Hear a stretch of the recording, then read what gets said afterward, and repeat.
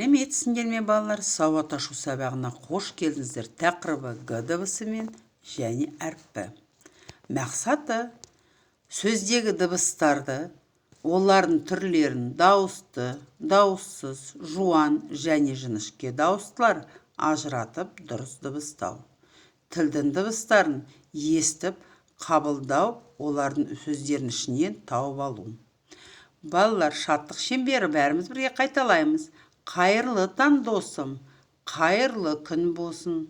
7 күннің әр күні сәттілікке толсын.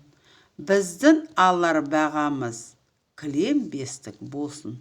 Жақсы балалар, бүгінгі сабақта балалар, біз сендермен бірге г дыбысымен танысамыз. Мынау суретке назар аударайық. Галстук деген сөзді балалар буынға бөлеміз. Шапалақпен галстук. Неше дыбыстан құрастырылған осы галстук деген сөз? Балалар, көрдіңдер ме? Галстук деген сөз 2 буыннан құрастырылған, ал г дыбысы қай буында кездеседі?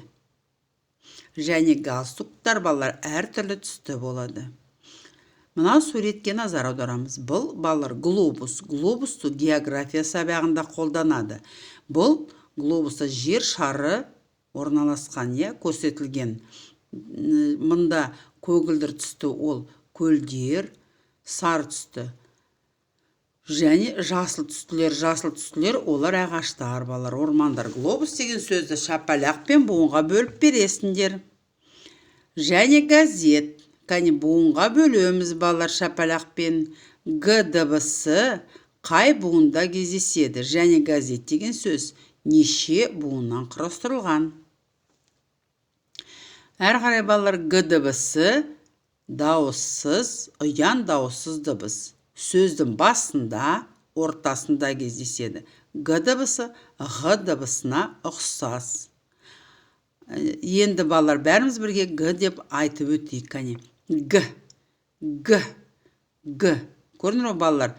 Г дыбыссыз дауыс болады. Енді мынау сөздік суретке назар аударайық. Бірінші бізде балалар айдың суреті, екінші бізде гүлдің суреті. Енді осы 2 суреттен қандай есім шығатынын айтып өтейік. Ай, гүл.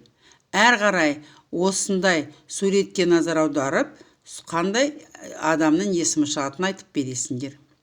Сергіту сәтті бәріміз бірге қайталаймыз. Жел бетке еседі, жайқалады ағаштар.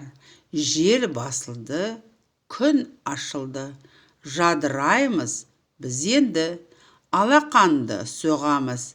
Тәртіпті біз боламыз. Жақсы балалар. Енді балалар, екінші кезек дәптермен жұмыс. 10-шы бетті ашамыз. Бірінші тапсырма. Суретте бейнеленген кейіпкерлерді ата. Саған қай мультфильм ұнайды? Суреттен г дыбысы естілетін сөздерді ата. Ертегі сөзінде г дыбысы нешінші буында тұр? Осыған ертегі деген сөзге талдау жасайсыңдар. Екінші тапсырма. Құрт тарақандар туралы ертегідегі ергежейлерлер нешеу? Белгіле. Сен атауларындағы г дыбысының орнын тап. Міндетті балалар 7, 8, 9 деген сан тұр. Г дыбысы қай сөзде кездесетінін айтасыңдар. Әр қарай үшінші тапсырма. Г әрпімен таныс бол. Г әрпі неге ұқсайды? Қауіп төнсе қалт етпей, тындайды құлақ сап. Тұмсығы мен мойны қалыпты ғой, г-ге ұқсап.